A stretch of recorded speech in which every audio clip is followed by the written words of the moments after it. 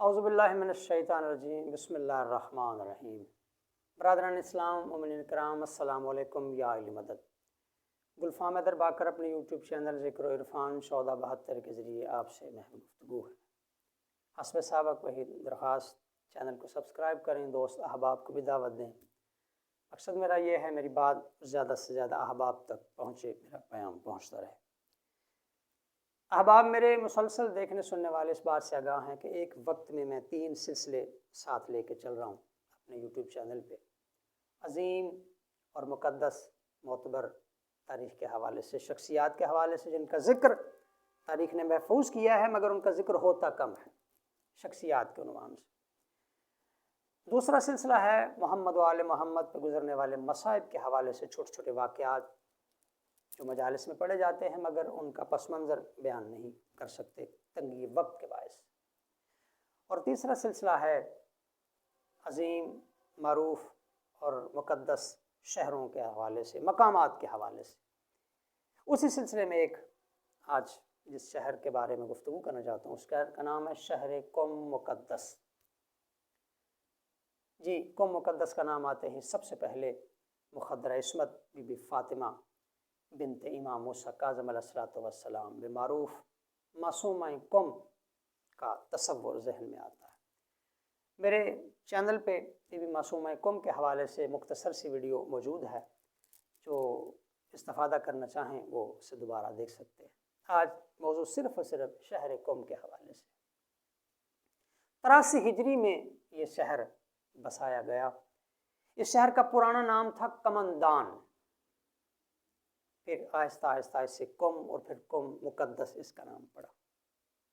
بعظمت ایمان پرور علماء، مجتہدین اور ہمیشہ سے مومنین کا مسکن رہا ہے یہ شہر قم۔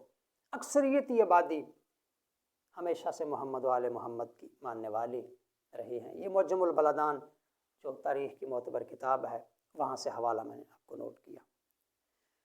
شہر قم کے بارے میں وارث نہج البلاغہ منبر خطیب سلونی بادشاہ فرماتے ہیں، اللہ کا سلام ہو، رحمت ہو، برکتیں ہوں اہل قم پر، رحمتیں اور برکتیں لیے ہوئے بادل اس سرزمین کو سیراب کریں اور اس شہر کے رہنے والوں کو ہمیشہ نیکی کی توفیق اللہ عطا کیے رکھے۔ یہ لسان اللہ کی زبان سے اس شہر اور شہر کے رہنے والوں کو پیغام ہے۔ شہر قم کے بارے میں امام صادق علیہ الصلوۃ والسلام فرماتے ہیں، اللہ کا حرم مکہ ہے، رسول اللہ کا حرم مدینہ ہے، علی بادشاہ کا حرم نجف ہے، کوفہ میرا حرم ہے۔ صادق فرماتے کوفہ میرا حرم ہے اور میری اولاد کا حرم وہ قم ہے۔ فرماتے ہیں ہماری ایک بیٹی معصومہ قم کے نام سے ہوگی جس سے اللہ اس شہر کو برکتیں عطا فرمائے گا۔ صادق بادشاہ فرماتے ہیں جنت کے 8 دروازوں میں سے 3 دروازے صرف اہل قم کے لیے مختص ہیں، اور وہ 3 دروازے جنت کے اہل قم کی طرف کھول دیے گئے ہیں۔ پھر بادشاہ فرماتے ہیں جب اس زمین پہ فتنہ و فساد پھیل جائے، افراتفری پھیل جائے، تو قم شہر کے مضافات میں جا کر پناہ لو۔ موالیان محمد و آل محمد کے لیے قم اور اس کے مضافات یہ پناہ گاہ ہے۔ والی مشہد امیر خراسان امام علی رضا علیہ الصلوۃ والسلام فرماتے ہیں جنت کے 8 دروازے، ان میں سے 3 دروازے مخصوص ہیں اہل قم کے لیے۔ فرمایا ہماری بیٹی جس کا نام فاطمہ ہے، لقب معصومہ قم ہے، اس کی وجہ سے اللہ اس شہر کو عزتیں اور برکتیں عطا فرمائے گا، اور ہماری اس بیٹی معصومہ قم کی شفاعت سے لا تعداد ہمارے محبین اور شیعہ شفاعت سے بہرہ مند ہو کر داخل جنت ہوں گے۔ اہل قم کے مذہبی رجحانات، محمد و آل محمد کے ساتھ ان کی محبت، اس بارے میں بہت سے واقعات وہ آپ کو مل جائیں گے تاریخ کی کتابوں میں، خاص طور پہ مجالس المومنین قاضی نور اللہ شوستری صاحب کی لکھی کتاب، جو کتابین ہیں وہ اس سے استفادہ کر سکتے ہیں۔ آئیے آخر میں چھوٹا سا ایک دلچسپ واقعہ اہل قم کے بارے میں بتاؤں کہ اہل قم کی محمد و آل محمد کے ساتھ محبت اور عقیدت کا معیار کیا تھا۔ ساری شہر کی اکثریتی آبادی محمد و آل محمد کے ماننے والوں. ظاہر ہے نام بھی 14 معصومین اور ان کے اولاد کے نام پہ نام رکھے اپنے بچوں کے. جو شہر کا گورنر تھا ایک مرتبہ، وہ سنی گورنر آیا، اس نے مشاہیر کو، اہل قوم کے جو بزرگ تھے ان سے پہلی ملاقات کی. آپ کا نام، آپ کا نام، سب کے نام پوچھتے پوچھتے گیا تو ناموں میں سے کوئی نام ثلاثہ پہ نظر نہ آیا. وہ بڑا حیران ہو، اس نے کہا سارے قوم میں یہی نام ہے، ثلاثہ پہ کوئی نام نہیں. اب پہلی ملاقات تھی گورنر صاحب سے، سب چپ رہے.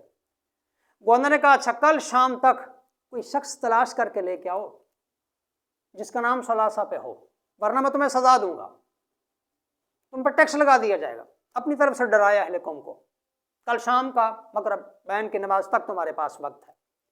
اب سارا دن لوگ متعجب ہوئے کہ نقلی تو نام کسی کا رکھا نہیں جا سکتا، کہ آج نام رکھیں تو پتہ چل جائے گا گورنر کو، تحقیق ہو جائے گی، تفتیش ہو جائے گی، کیا کریں. تلاش بسیار کے بعد ایک سیاہ رنگت، بد شکل، کریہ الصورت، کریہ الجثہ، عجیب الخلقت، عجیب الجثہ، بدصورت شخص، قصہ مختصر، وہ ملا جس کا نام ابو بکر تھا. اب یہ کتاب کی بات ہے، میں اپنی طرف سے نہیں کہہ رہا. اسے لے کے تو گورنر صاحب کو ملنے آ گئے. شام کا وقت تھا، مغربین کی نماز کے بعد. جی وہ ایک نام ثلاثہ کے نام پہ ایک شخص ملا ہے. اچھا پیش کرو. اب وہ شخص گورنر کو پیش کیا ہے، سیاہ رنگت، بد شکل، بدصورت، جسے دیکھتے ہی ایک مرتبہ بندہ بیزار ہو جائے. گورنر نے کہا سارے قوم میں تمہیں یہی شخص ملا، کیا نام ہے اس کا؟ جس کا نام ابو بکر ہے. اسے اور غصہ آیا، تمہیں کوئی اور شخص نہیں ملا جو دیکھنے میں اچھا لگے؟ اب ایک فاضل جواب آگے بڑھا. اس نے کہا گورنر صاحب، قوم کی آب و ہوا اور فضا میں ابو بکر کی اس سے بہتر نشو و نما ممکن ہی نہیں. اتنا زور کا کہا پڑا کہ سب ہنس ہنس کے لوٹ پوٹ ہو گئے. گورنر صاحب بھی بہت مسکرائے اور کہا بھائی جاؤ، تمہیں خدا خوش رکھے. یہ ہے اہل قوم کی محمد و آل محمد کے ساتھ محبت اور تمسک کا ایک انداز. میری دعا ہے محمد و آل محمد ہم سب کو دامن محمد و آل محمد اسی طرح متمسک رہنے کی توفیق عطا فرمائے.